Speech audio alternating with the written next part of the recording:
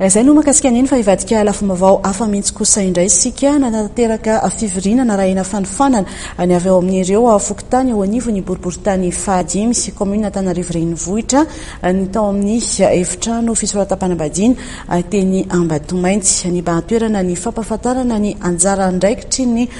tompona andraikitra tsirairay avy eo anivony fokotany sy ny fandrindrana ny fiara-miasa amin'ny commune.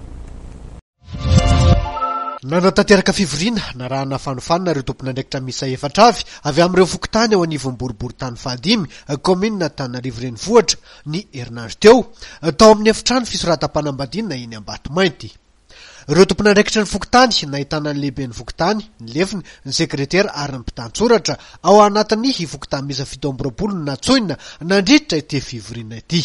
Nitarika zany ny délégué ny boriboritany Rakoto Emmanuel Richard sy ny lefiny ny lehibe ny distrikan'ny boriboritany fahadimy ny tompona andraikitra avy ao anivon'ny sampandràraha misahana ny lalàna na ny direction des affaires juridiques eo anivon'ny fiadidin'ny tanànana Antananarivo.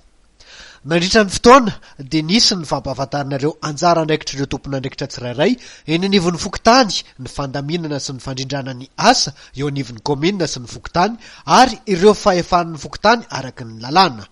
Santatra ihany zao hetsika zao fa mbola itoy ho fanatsarana ny tolotra omenan'ny vahoaka eny fotony.